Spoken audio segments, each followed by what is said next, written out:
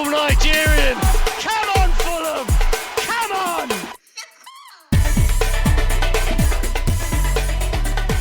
Hello and welcome to the That's So Craven podcast, your Fulham podcast from Down Under, here again. Today we are discussing a sloppy Sunday session as Fulham go down to Liverpool at Craven Cottage in a 3-1 loss. Here to talk it all through, dissect it, try and work out what happened, we have Skibby. How we going, mate? Hello, gents. Yeah, I'm as good as you can be after a certain Sunday, but luckily it was right at the end of the weekend, so it's not completely ruining the weekend. But no, happy to be here, happy to vent and happy to get it off my chest. So happy to unload and get rid of all the bad Fulham feelings that I currently hold within. I feel like we're having a few too many of these sessions this season. It feels like every other week it's a vent and a chance to regroup and here also to talk it all through. Dad, how are we going tonight? Yeah, very good, thanks. Good to be back. And yeah, like you say, you know, it's time for that session where we clear it all out and let's just get into it. Just call it a big group hug, I think. That's the only way to say. So, guys, a 3-1 loss. Look, we were very positive going into this one, looking at opportunities that we had. Liverpool coming off the back of a pretty tough fixture list. We saw the team that they put out as well and thought this is a real opportunity to take them on and maybe get something out of the game. But it just wasn't to be on the day. And there's multiple reasons for that. And I think we'll dive into a lot of those. Skibby, before the game, it all felt very positive, but it seemed to go wrong. Would you say right from the start?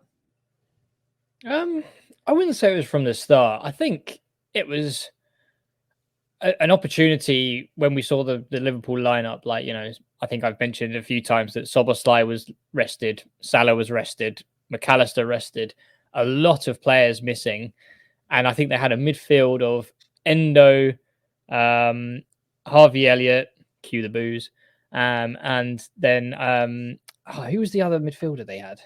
Gravenberch. Oh yeah, literally staring me in the face as he scored. But no, on paper, that midfield to me seemed like an opportunity that we could actually kind of dictate the midfield a little bit. Like it was a bit of a misshapen Liverpool midfield. I don't think they've ever really played together as a three that I remember.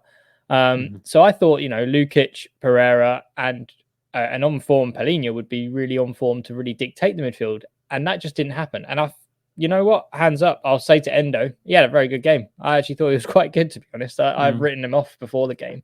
But I think from the get-go, we didn't really see the same Liverpool that we've seen 3 times this year, which was this really hard press, really rushed Fulham on the ball. And, you know, many a times in the previous games, we did really well to sort of get out of tricky situations just because of the relentless Liverpool pressure and when we had the ball. And I didn't see the same kind of intensity from Liverpool, potentially because of the many games they had coming into this. But the lackluster from Liverpool potentially allowed Fulham to have a bit of a sleepier start to the game. I feel like we could have been in their face a lot more, could have really taken the game to them. And I think that didn't happen. For me, Willian was a big miss on the left-hand side. He makes things happen, you know, gets on the ball, looks for players, and just looks to create something out of nothing. And unfortunately, as much as I love Bobby, and he does what he does, but he's just not the same kind of player coming in. But I do think it was a bit of a sluggish start. I don't think we were really under the cosh from Liverpool for that first half. No. I thought it was very even and balanced. And hence why it was 1-1 at half time. It's an interesting point you make as well about Liverpool. The other 3 times we played them this season, they do press very hard. And I actually think Fulham have done quite well to play through that press. And it actually creates opportunities for us when we do play through that press. And maybe the Liverpool tactic here was to stand off us a little bit and make us try and create something, which is something we've struggled with quite a lot this season, creating chances out of nothing. We often find that we are putting sort of aimless balls into the box, passing the ball around the midfield, constantly having to go back because we're not finding an avenue of attack. and maybe Liverpool actually outthunk us here. Outthunk sounds better. Outthunk us here, and genuinely sat off us and let us, forced us to actually make something happen, which we struggle with. And I found Fulham.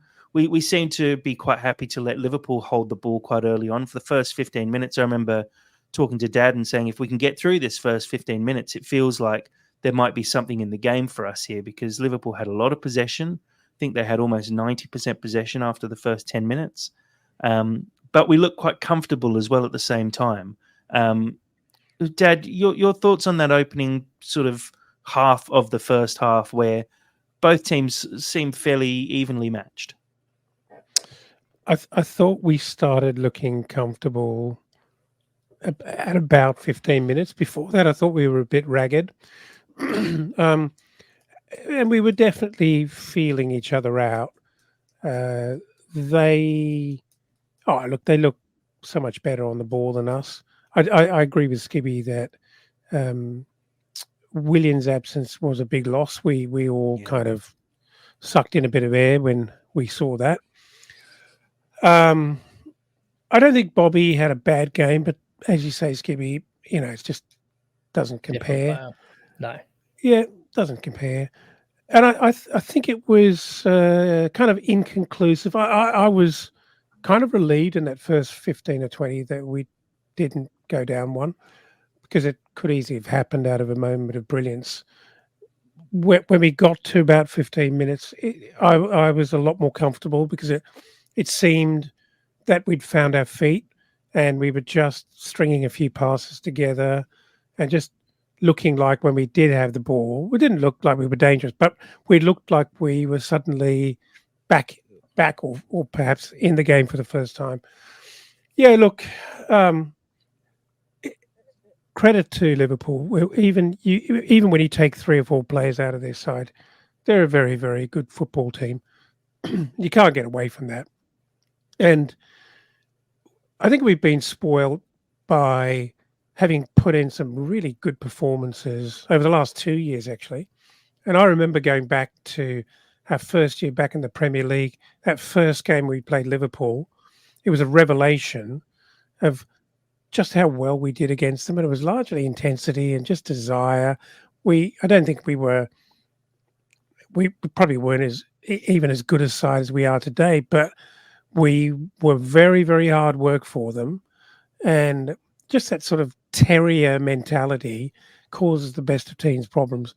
And I think we did lack that yesterday. Maybe we were trying to be a bit clever. And as you guys say, maybe, I think Jack mentioned, maybe there was a plan to not press them and not harry them. But they kind of did the same to us. And we probably didn't react very well. So that talking about that first 15 minutes was a bit difficult to work out what was really, really going on. You could see the net effect of it, but why it was happening was not clear. But it didn't feel like we were going to cause them problems initially. That was kind of somewhat deflating. I wasn't frustrated. It's just a bit deflating, because I just thought, doesn't feel like it's going to be our day. Yeah, and look, it wasn't. I think we talked a little bit about, Skibby, you mentioned at the start that it looked possibly like our midfield could potentially dominate Liverpool's sort of thrown together midfield, despite the fact that those thrown together players are top quality players. But it just felt like Andreas Pereira, I thought, had a very good game. Lukic and Polina, though, I think had poor games. And look, Polina had some good moments throughout the game, but he wasn't at that level that we sort of expect from Polina. More so, Lukic was a passenger for the first half. I barely remember seeing him. And I think potentially Polina was having to pick up a fair bit of slack there as well. And it led to the first goal. We'll jump back about 3 minutes before that, where Polina sides down. I can't remember who it was. I think it might have been Diaz Jota with a terrible tackle. and Harvey Elliott steps up to take probably the worst free kick ever taken at Craven Cottage, trying to slip it under the wall. It probably wouldn't have even made the goal line, which was a highlight of the game for me. But not long after, Palhinha, again, same stupid tackle from behind, gets nowhere near the ball, gives Liverpool another opportunity. And when they've got someone like Trent Alexander-Arnold in their team, you cannot give them opportunities like that. Same as when you play West Ham, you can't let Ward-Prowse have a free kick in that kind of area. It's surely something that you talk about. Don't foul around the box because they're very good there. And Trent puts away a very good free kick. Leno can't really do much about that, to be honest. It's pretty much top corner going away from him. But again, it just feels sloppy. They're silly tackles to be giving away at the edge of the box, especially slide tackles. It's not like you've been done by a tricky piece of footwork. Skibby, in the ground, did it feel a similar sort of sentiment that Palhinha was just a little bit off? Yeah, no, absolutely. I think with the first foul that you mentioned, with the worst free kick we'd ever seen, for me, I was thinking, yeah, Trent's going to bury this top corner. And then Harvey Elliott stepped up. Yeah. Did awfully. Then, then we saw a free kick a little bit further left, and you're like, well, here we go. And then, it was kind of like warning signs. Like, we just don't want to be doing that. And yeah, Palhinha for me was off the pace, I think. But it's an interesting point that you make, because I completely agree that I think when Lukic and Palhinha play together, Palhinha is overburdened. And I know people are going to say they've played together, they've done really well, but I can think of, Fulham v Spurs, Lukic started with Palhinha and had a really good game. Fine. Hold my hands up for that. But every other game Palhinha started with Lukic, Lukic has just gone missing and doesn't do anything and gets subbed and more or less has no impact on the game. Then when Palhinha is banned and Lukic starts with Reed, that's when he had his best spell at Fulham. So it's really interesting that I think I've sort of mentioned this on Twitter, like to try and get some answers from people. Just what is happening with Lukic when he plays with Palhinha? Why can they not work together? Because on paper, they're not the same midfielder. You've got Lukic, who is apparently quite a good on the ball, bit of a disruptor, but not so much a warrior as Palhinha, but can sort of find a pass. And whereas Palhinha is just complete nutcase that will bully people. But they should complement each other on paper, but they just don't seem to on the pitch. And I think against Spurs, we may have just got really lucky where Postecoglou just got it completely wrong, that it complemented Palhinha and Lukic. But I know people keep saying to give Lukic time, but I don't know how much more time I can give him, because he just doesn't offer anything. And we can't have someone in our squad who gives one good game every, 10 or 15 games, or whenever Palhinha is not there, because Palhinha is going to be the first name on the team sheet in the midfield, let's be honest. So if they're not playing together, so why? I just can't give him any more time, personally. I think you're onto something, Skibby. I really do. I think it kind of feels like a lack of adaptability.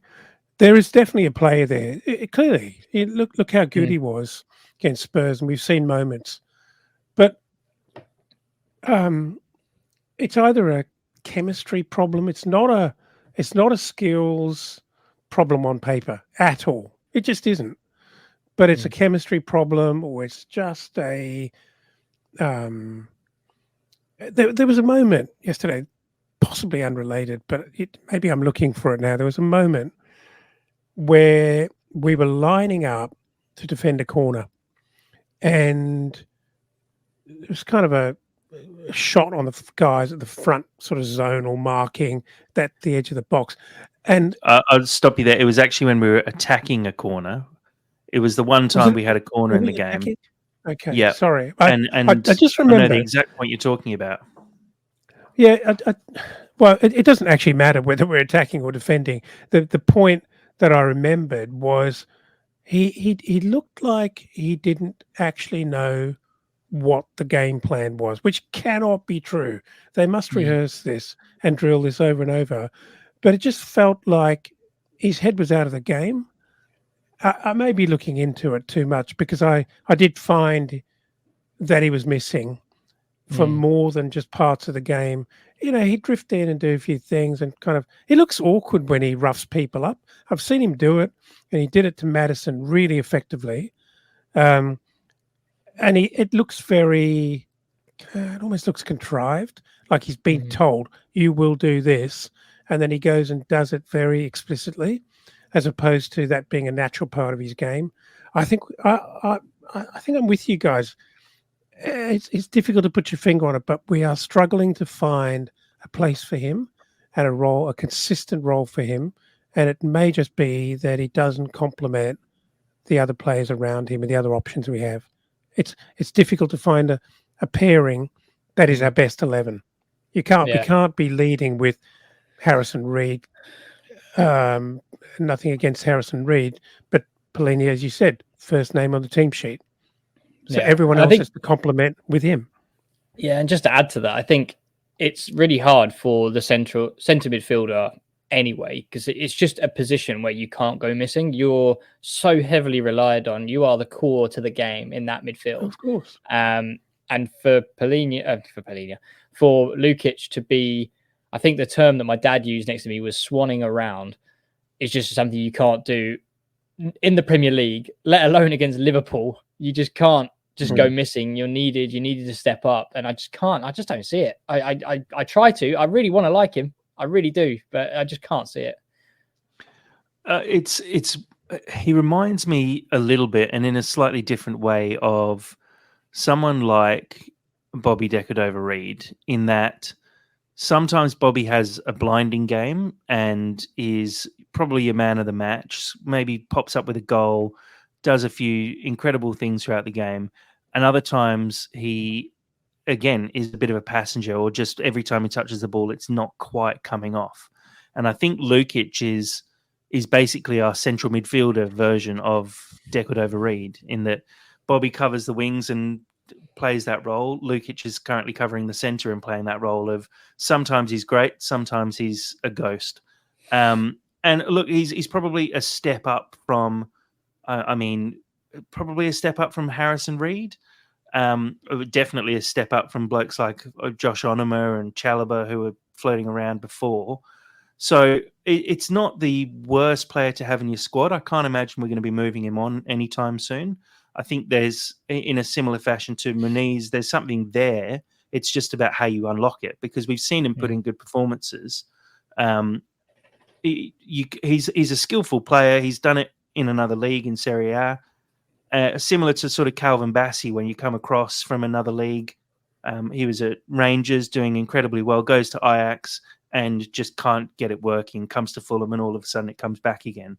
Maybe it's just about Marco having another pre-season with him and unlocking whatever is inside him that actually turns him into a player who will be able to play for us for the long term. And look, Pelini, let's be honest, this summer he's probably gone. So with Pelini gone, Lukic doesn't actually have to play alongside him anymore. And maybe then there's a little bit more flexibility to what Lukic actually gives to the team and his role within the team, and maybe something changes. But against Liverpool, like you said, Skibby, you need to step up. You need to play at your absolute best. You need, and you saw it from some other players out there. Pereira was putting in a shift. He was running hard. He was pressing. He was shouting at his teammates, saying, get across there, press, move here, pass the ball here. Really, really showing up and looking like someone who you sort of understand why he's been picked for Brazil at that point, because he looked like a Brazilian player.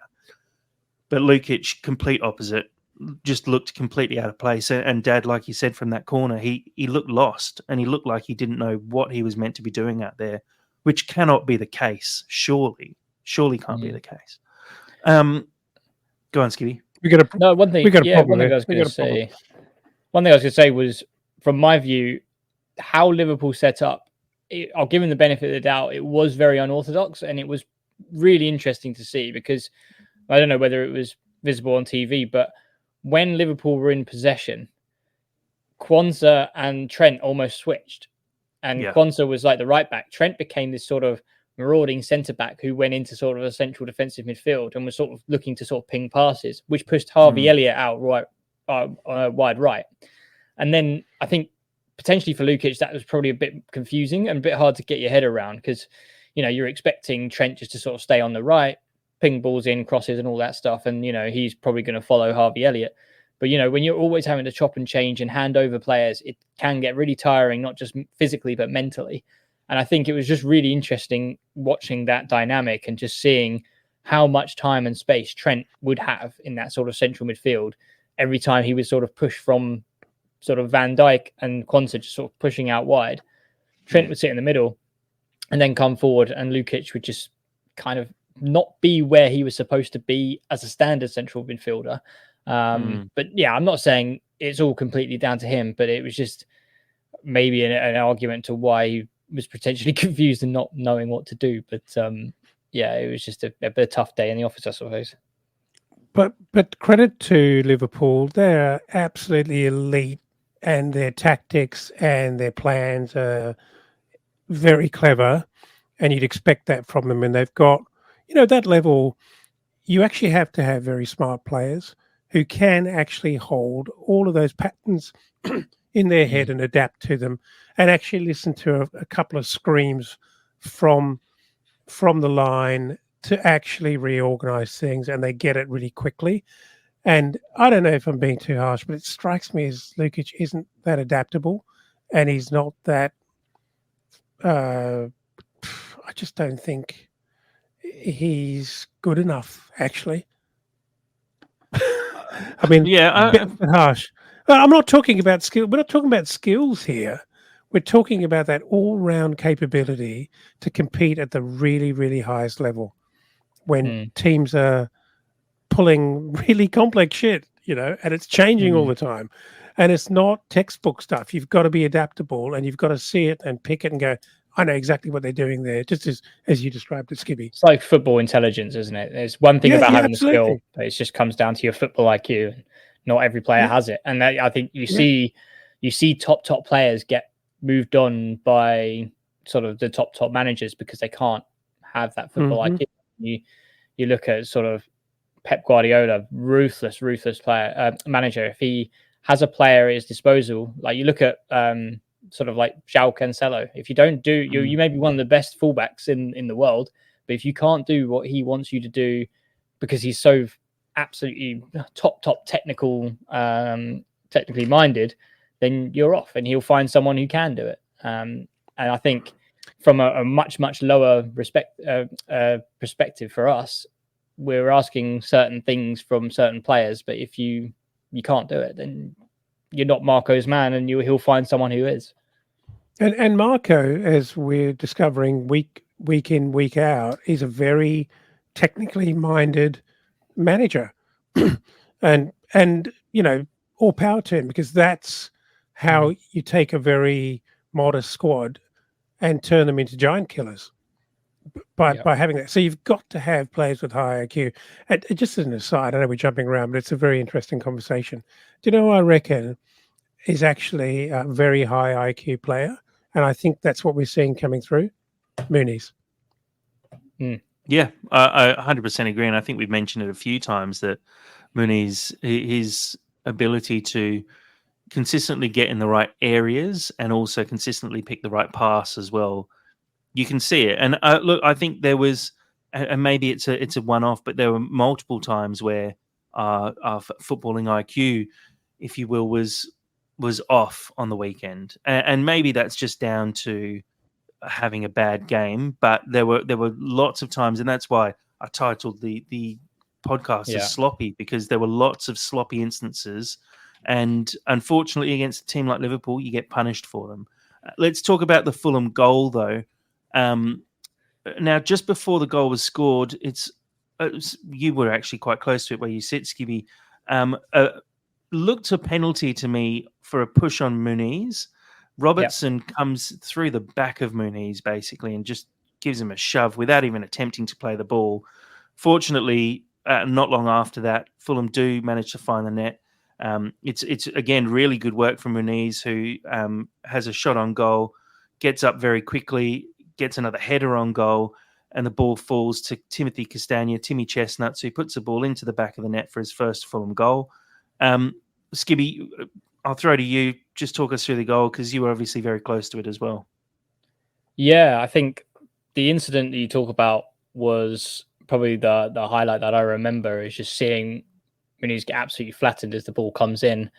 And I think you have to commend Muniz here, because I think as much as I love Pereira, he probably wouldn't have been as switched on as Muniz was. I think he would be straight into the ref's face saying that was a foul, this was that, you got to check that. But for Muniz to be fouled, and let's be honest, if it went to VAR, we wouldn't have got it anyway. But yeah, for that's sure. another story. But I mean, for Muniz to get up, still keep battling, have Robertson's number, and I think he tries to head towards goal, bounces off him, and bounces very kindly for Castagna to put into the back of the net. But I think that was, for me, was a great way to end the half. And it was just a really showing this Muniz for that entire half. He was battling hard. He was, I think we were talking about the football IQ. We were sort of seeing Muniz, who wasn't, he was sitting on, I think Van Dijk was actually trying to hold Muniz quite a lot. They wouldn't let him go and sit on Kwanzaa for that reason. And the times that he did sit on Kwanzaa, he was having a bit of success, able to chest it down. And I think even before that, I think there was an element where ball would come in. I think Iwobi cut it back. Muniz took a touch, took himself really wide. And I think it got saved, or I think it missed the target just off the near post. But there was chances for Muniz. He was getting in and about, and I think that was something which we just weren't continuing later on in the game. But for the goal, it was just very much rinse and repeat. We were working the wide areas. We were getting beyond Robertson. A lot of luck that we were having was coming down the right-hand side for Fulham. I know a lot of people, potentially second half, Iwobi wasn't the best, but I thought first half, Iwobi was carrying the ball really well, trying to find Muniz and trying to find Pereira. And that was where we were having a lot of success. And I think going in for that goal and 1-1 at half time was a fair result, but we were seeing a Fulham team that was growing into the half. Half time probably came at the wrong time, but you wanted us to sort of continue that effect, but it just didn't seem to happen. But it was really refreshing to see just that kind of solo battling from Muniz, which led to a goal. And for me, that is, I know he hasn't been credited the assist, but for me, that is an assist for Muniz, because it was just fantastic centre forward play and just kept fighting for that ball, and Fulham got the rewards from it. Yeah, no, I agree. I think it's unfortunate he doesn't get credited with the assist, but that goal is down to a lot of his hard work and getting in good positions. And like you said, it's not so much football IQ, but more just the attitude that he has when he's playing, where he could have easily stayed down and chucked a hissy fit, because he did get fouled, and VAR would have looked at it, and like you said, guarantee we wouldn't have got a penalty. But it's good of him. He gets straight back up, straight back into the game, and gets straight into the action as well. And it's almost like, right, well, a slight against me. You haven't given me the foul. I'm going to do something about it and almost prove you wrong, and make something happen. And he did. And look, it's a really good finish from Castagna. Takes a little bit of a deflection, I think, or maybe the keeper, Allison, just sort of slightly puts his leg out. It comes off his leg, and Endo on the line sort of gets wrong-footed slightly and goes into the back of the net. But like you said, great way to end the half. 1-1. I think it was kind of fairly well deserved at that point as well. 1-1. It didn't feel like we sort of sniped the game here. It did feel when they scored the first one that maybe this could get away from us, but it just didn't. 1-1 at halftime, feeling fairly positive that we can maybe hold on, and at least you know that you can score a goal, and we were creating some chances. But second half felt like a bit of a different story. The Gravenberch goal obviously kind of kills the game off. Skibby, I'll throw to you first on the Gravenberch goal. It's a good finish, hits it into the side netting, but it's sloppy from Fulham. Yeah, I think this is where we got caught out from a cross-ball pass from Iwobi, which was just nowhere near anyone. And I think it was something that we tried a lot in the first half, and we just kept giving the ball away. And I'm not sure whether there was a swirling wind that no one knew about, just happened to be, as soon as it started to sort of clear the stand, it just seemed to stop dead.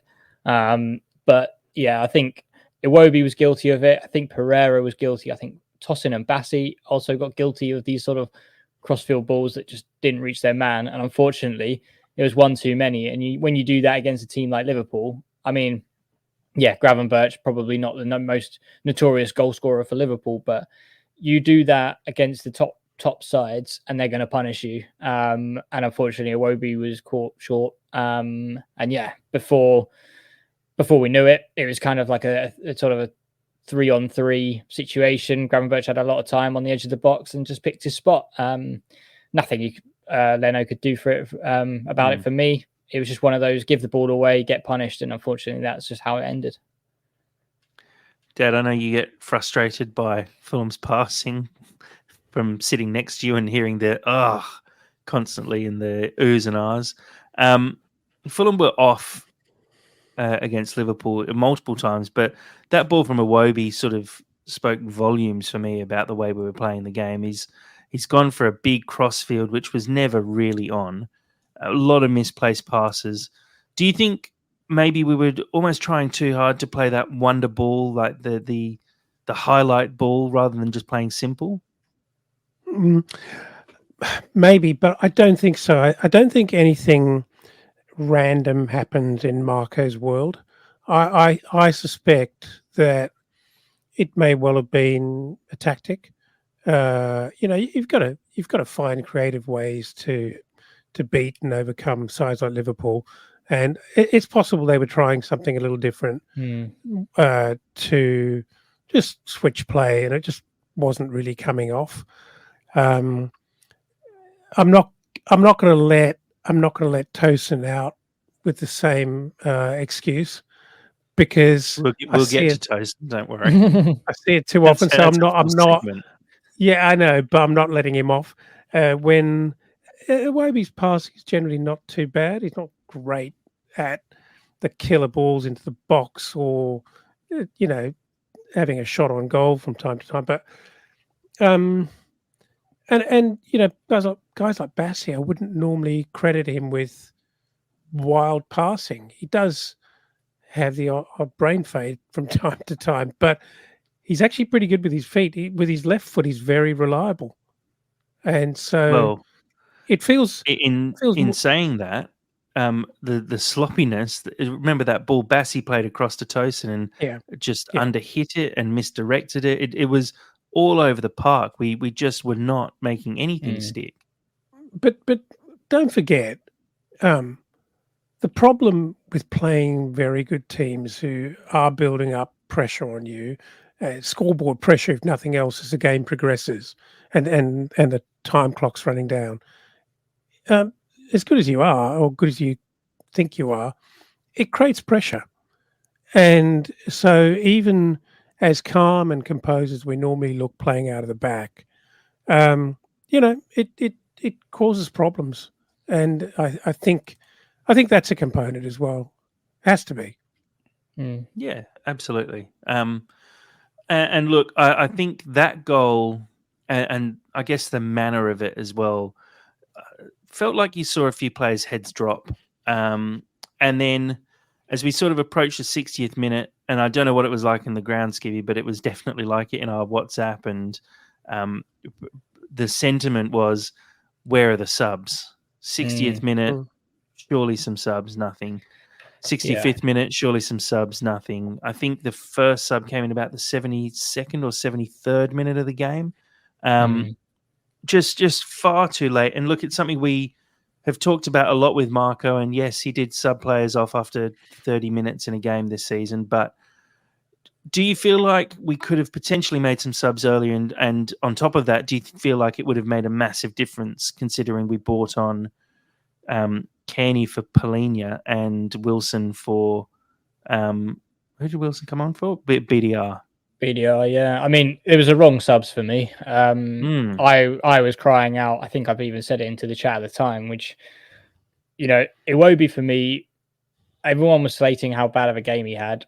I honestly didn't think he was that bad, but it was obviously just the passing for the second goal that obviously is kind of, I think, just kind of decorated him into a certain light, which is saying, he had a bad game. But for me, I was crying out for Kearney for Lukic. I think even before the second goal went in, I think we just needed someone who could be calm on the ball, bring it forward and make things happen. And for me, I wanted to see Adama come on. I think we keep giving Adama 5 minutes, and that's just not enough time for someone like him, especially when we talked about the fullbacks of Liverpool. So Robertson is, really high. Trent was somehow pushed into the middle and become a centre back or whatever. So why not throw Adama on? Get him to hug that touchline on that left-hand side. Give Quansah something to think about. I mean, he's not the most experienced of defenders. And I didn't think, for me, it should have been Adama on for Iwobi, because I just don't think he would have, give him something to think about. Get Adama attacking Quansah, see what he's about. And then that gives Liverpool something to think about of, okay, we can't bring Trent over and make him that free man in the midfield anymore. We've now got to get him to watch Adama Traore. But yeah, it was just the wrong subs, the wrong time. Again, you said Pereira had a fantastic game. I thought he was one of our best players. Take him off for Kearney. It's not a real like for like for me. He just didn't sit right. We were asking for subs before then because it was very obvious that the game was slipping away around the 50th minute mark. And it was just frustrating that in this game alone, it felt like we needed something to go catastrophically wrong for us to then start having a knee-jerk reaction to make changes, rather than, things aren't really going our way. It's going to happen. Absolutely it's coming. And we had to wait for it to actually happen to make a decision, which is unfortunate. But, hey, it is what it is. Yeah.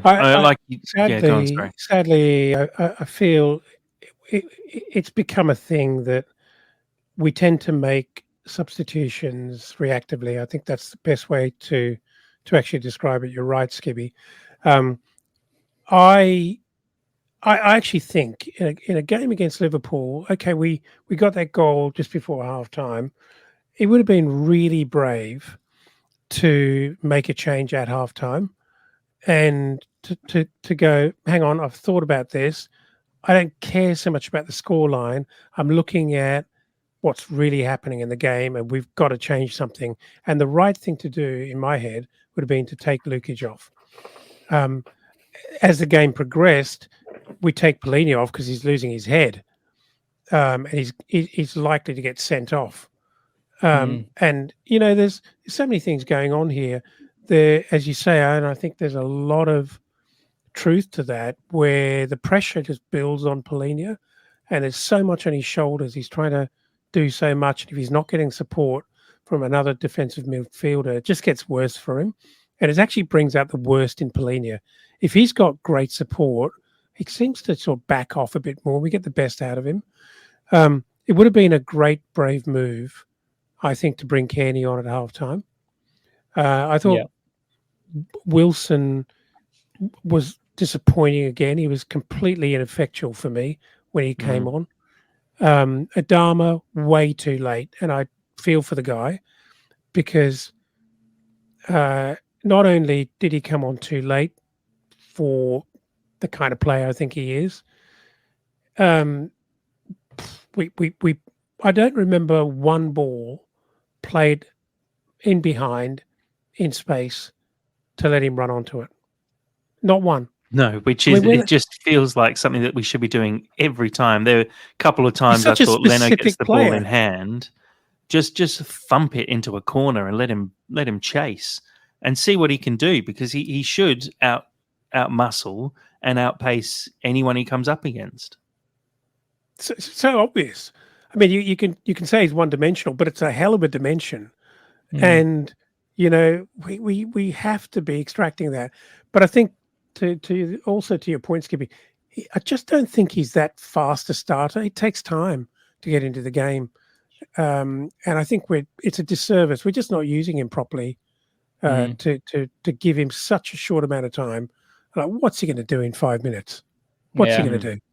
If you put him on the left wing against Trent, who I think he has probably one of the worst defensive stats for a right back in the league. I mean, he scores free kicks and he gets assists, but defensively, he's actually terrible.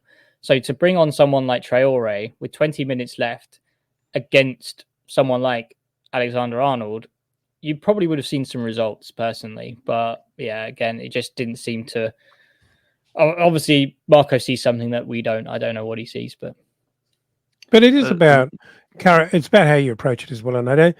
He's not. Maybe for Marco, it feels like he would regard something like that as just too reckless. He wants to be very systematic. Another way of looking at that might be, he has huge trust in his selection and he wants to give them and back them, but I think he just backs them too long. And I think, and maybe it's also a function of not having enough quality on the bench. If you've got incredible quality on the bench, maybe it changes your outlook about how early you're prepared to start subbing people off. And there's an element of trust, isn't there? If you can get into halftime, you know what you want to change, you speak to the player in question and you give them 10 minutes to change it. I guess that's why we didn't see the immediate changes. But I think sometimes there's probably elements of trust which are just too strong, I think is the word. Whereas we've seen Marco make the changes in first half after 30 minutes against Forest. I like that relentless Marco. I think we should. I think we should encourage that a lot more in terms of we're seeing something go wrong. We can't wait to have a chat and fix it, or for the player to have the individual time to fix it. Therefore, we got to make these subs now, and that's just something that I haven't seen in the last few games since Forest. It just seems kind of, it's maybe I'm making it sound more basic than it is, but our bench at the moment is actually kind of okay. Like you can bring on Tom Kearney, Adama, Jimenez, Broja, Wilson, Reed in sort of, let's call it attacking positions, anything from the midfield forwards. What I don't understand, you have 5 substitutions you're allowed to make during a game.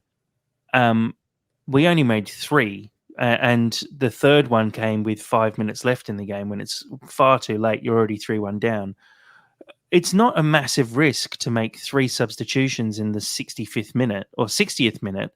You can leave one left over right for the very end just in case you get an injury to back yourself up. But you can make those 3 changes and go, right, it's obvious what's not working. Let's just completely throw it all out, start again almost, and throw everything at this team because we're already down anyway. What have we got to lose? It didn't add up, and I didn't like the subs. When I think we were all messaging and we pretty much all said the exact same things, saying we should be seeing Adama come on, and he didn't. And I would never have taken Polina off. The only thing I can think of is maybe we want to make sure he doesn't get sent off in this game and miss the games against Palace and Brentford, or pick up. I mean, he'd already picked up a yellow, so it doesn't really matter at that point. But baffling. And it's not the first time this season we've said that.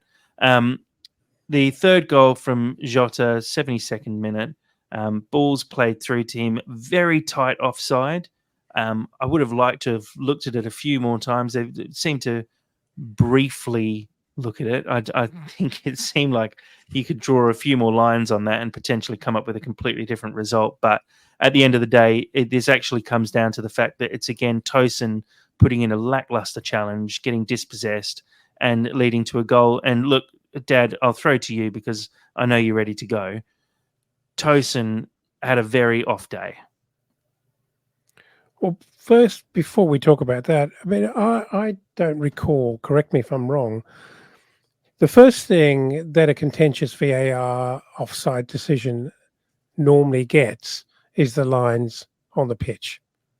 Right? I don't remember. They don't always show them on the TV footage. Well, because they definitely didn't. And I thought that was incredibly close.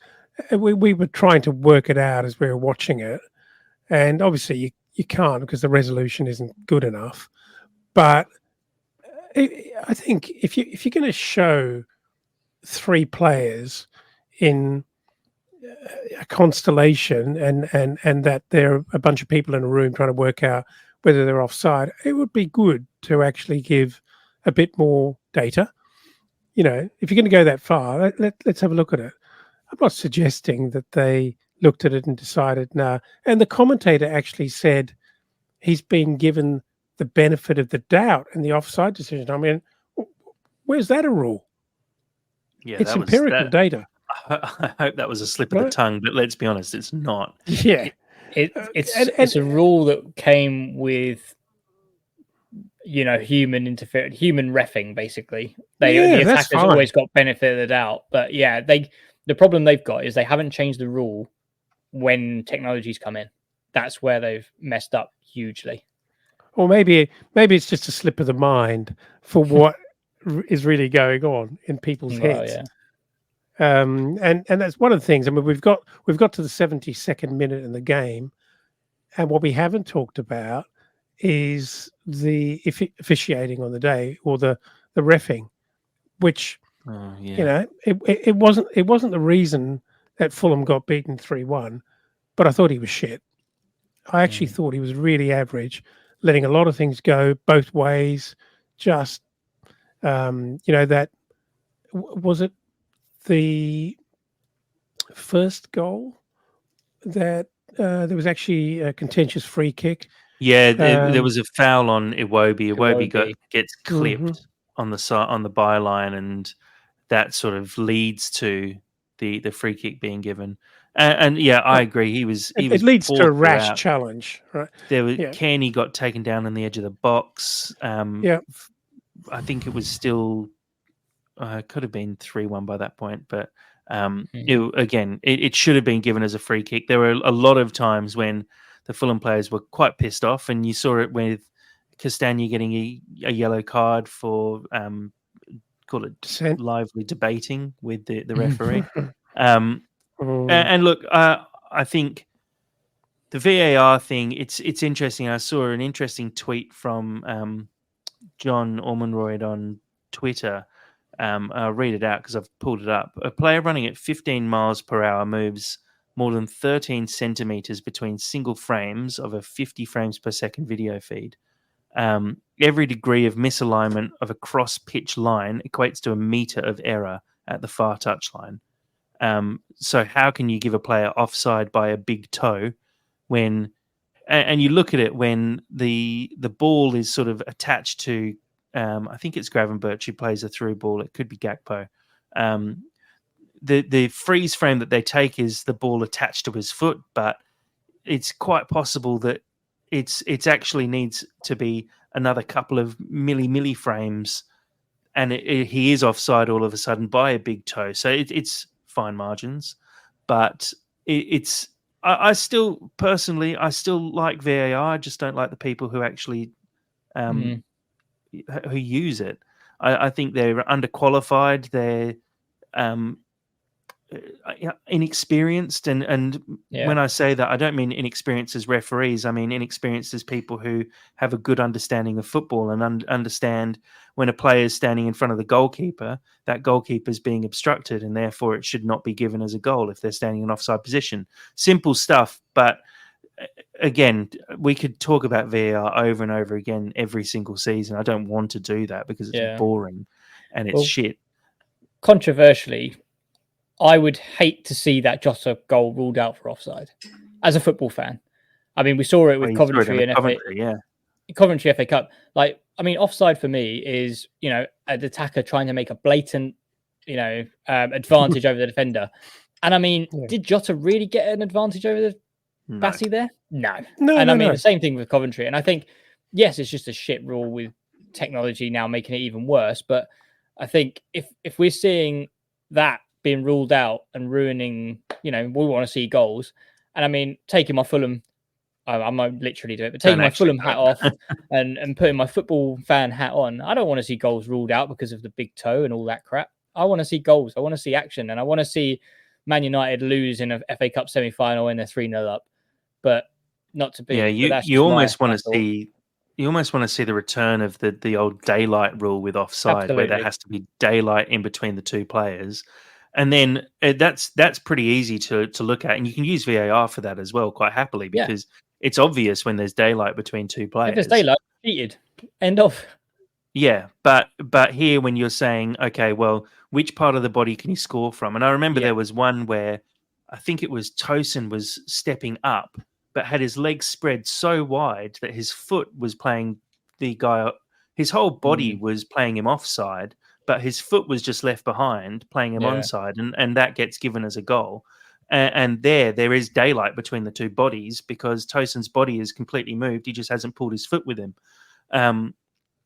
It needs a review, and I think we're probably getting to the stage. I saw already that the Premier League is going to be using semi-automated offsides next season, so it'd be interesting to see how that goes down. I guess at that point, it just gets flagged straight away and doesn't get double-checked. It's automated, so that maybe that does solve the problem a little bit. Well, it doesn't. It doesn't take into account what John Ormonroyd is referring to. Sure. And maybe, and it probably will get there. It's why not? If every boot had a chip and every ball had a chip, you'd know the moment that the ball left the boot, and so you could track it. And maybe we do get to the point where it doesn't matter if it's a toe, but that's the rule, and it's fair, and it can be done instantly. And I'm okay with that. But anyway, back to your original question, Jack. Yeah. What was it? You want to talk about? Yeah, it was about Tosin. Oh, yeah. On Tosin. You're trying to bait me about Tosin. Look, you probably argue that in and amongst some of the clumsy stuff yesterday, he didn't totally stand out. He was annoying me because he continued to play some what I call pretty high risk passes. I know it's part of how we play out, but there's that situation where you could be screaming at the guys in the midfield for not giving you anything, but if they're not giving you anything, you hoof it. You don't play a shit pass to a guy in a bad position and then blaming him for being in a bad position, or play a really tight high risk pass. So I just get frustrated when he continues to try to do that. And there was a bit of that yesterday, but he was not alone. I mean, was that it? Tackle. Yeah, I was going to say, I was waiting for a little bit more. I'm conscious of my. You're gonna have a little 5-minute laydown. No. Well, for that third goal, though, was it Gravenberch? I think who was sort of breaking through. And I'm sorry, but as a centre back, call me old fashioned, but you clear the ball, clear the man, get rid of it, and he just let it bounce off his leg and bounce through. I was like, it was such a soft tackle for a centre back in the Premier League that, I think Bassey would have just cleared him out, taken control of the situation and just, done anything other than what Tosin did. But yeah, that just kind of was pinnacle for me of just his head's not there. He just doesn't care. And it's just, he's done. It's almost done. And then I'm actually going to call out Leno a little bit. It wasn't a great effort for a save. I mean, Bassey did well to sort of keep up with Jota, push him wide, and then, he's only going to go across the goalkeeper. So Leno should already be, on his toes, thinking he's going to go across the keeper. And he kind of gets a hand to it and it spins it. It wasn't a good look for Leno. I mean, if it was a 2-1 win for Liverpool and that was the winner, there would be a lot more disgruntlement towards Leno, I think, especially on socials and everything. But I think because it was 3-1, Fulham looked pretty much down and out by that point anyway. He kind of got off a little bit scot-free, I think, but not the greatest effort from Leno on that third goal.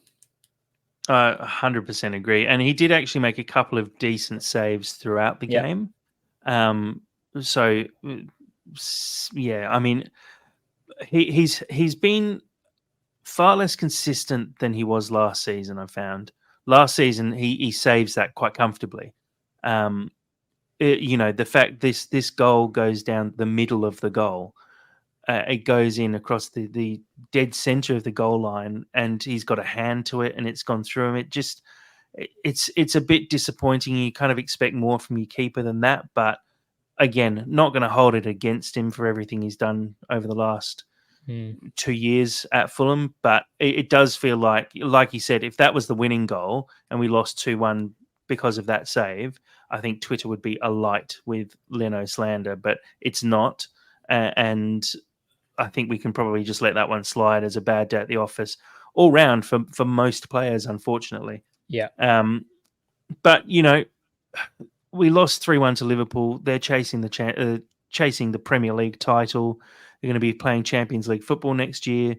It's disappointing to lose in the manner that we did, but I don't think we can walk away from this going, geez, that was terrible. We were sloppy. We didn't play badly. We were just sloppy, I think. We created some good chances, but there's I wouldn't say there's positives to take from it, but there's a lot of lessons to be learned from this. And I'd be looking at this now and going, I'd kind of like to see Adama start a game before the end of the season. I'd kind of like to see Diop get a few starts over Tosin. If Tosin's head is completely out of the game and out the door, why are we still playing him? We're putting him in the shop window without actually putting something for free in the shop window. It doesn't make any sense. So there's a lot to take away from this, I think. Overall, just a really disappointing day of football. Let's take a quick look at the stats. Liverpool with 60% possession to Fulham's 40. Shots on goal, fairly similar. Fulham with 12, Liverpool with 14. 5 on target for Fulham, 7 on target for Liverpool. 425 passes for Fulham to Liverpool's 656. Just the 1 corner for Fulham to Liverpool's 4. 5 fouls by Fulham, 11 by Liverpool, although I think if we had a different referee, it might be double that number. A quick look at the league table now. Fulham still sitting in 12th place, level on points with Bournemouth, who are 8 goals behind us in goal difference. So we've got a bit of a buffer there before the end of the season. We're just 1 point behind Wolves, 2 points behind Brighton. So still very much within touching distance. I think Brighton play Arsenal Brighton play Man City, I think, is as one of their games in hand. So don't expect them to get much out of that. And Wolves have looked a little bit off the last few weeks. So there's still the potential for Fulham to push up to 10th place. It'll all really hinge, I'd say, on the games against Palace and Brentford coming up. Both sides now, almost certainly, you would have thought, safe from relegation. 10 points clear of the drop zone with 4 games to go. You'd expect to be clear. So maybe we do see those sides with their foot off the gas a little bit in the next couple of weeks. The game against Palace coming up on Saturday. It's a 3 p.m. kickoff again at Craven Cottage. Skibby, you going to be there for that one? Absolutely. I'll be there. Hopefully I won't be sitting next to a Palace fan, but we'll see. But they just away fans just keep popping up in the Putney end a lot at the moment, so it's just being really frustrating. But I'll be there. It's something I saw the Supporters Trust mentioned that there's nothing they can do about it. I don't know why they did, but home fans were all over the ground, it's disappointing. But like you said, there's not a huge amount that's going to be done. And even if you try and do things about it, it always seems to happen. It's hard to actually enforce. Guys, before we finish up, just want to mention Fulham women's team, a 7-0 win against Enfield Town on the weekend. That win gives them the record points total in the Laser Waffle. 3 goals from Sophie Manzi, 2 goals from Georgia Heisman, a goal apiece for Maddie Parsonson and Belle Taylor Makepeace as well. Really good result as we come towards the end of the season. Just the 1 game left for the girls. So a really good season for them. Unfortunate not to get promotion, but there's a couple of very good sides in the division that have unfortunately kept us just at an arm's length from that single promotion spot. I think next season, a couple of signings definitely on the cards again, but been really good supporting the girls this season and looking forward to the final game of the year as well. Guys, I think we can probably sign it up there and chalk this one off as a sloppy game that hopefully we take something away from in learning a few lessons for next time. But it's good to have that group therapy session, really talk it out and I don't feel any better about it, but at least we've talked about it and I can tick that one off the list and move on to the next one. Skibby, thanks very much for joining us today, mate. No worries at all. Thanks for having me, and hopefully Lukic and Tosin prove me wrong, but I can't see it on the horizon, but let's see. Or sit on the bench, whatever works. Dad, thanks for joining tonight. Yeah, thank you. Funny you should mention that. I don't feel better actually having discussed it, but there you go. Time heals all, no doubt. Yeah, it really didn't feel like that. One thing I will say just before we finish up as well, for anyone who's made it this far in the podcast, just a bit of a shout out for Russ Goldman of Cottage Talk as well, who's wrapping up his podcast. Russ has been doing it, I think, for 14, maybe 11 or 14 years, I think I it think might he be. said 11. And No, I think it was from the 2011, wasn't it? from 2011. Yeah, it's 14 maybe years. you're I right. think he's been doing Yeah. it. So he is the longest running Fulham podcast, and he's decided to hang up his boots at the end of the season. We're going to try and get Russ on before the end of the season for at least one podcast again, just to hear his dulcet tones and also give him our thanks as well before he signs off. So yeah, just a little shout out for Russ and Cottage Talk before we finish up. Guys, thank you again. We'll be talking later in the week, previewing the Palace game. But until then, come on, you Whites.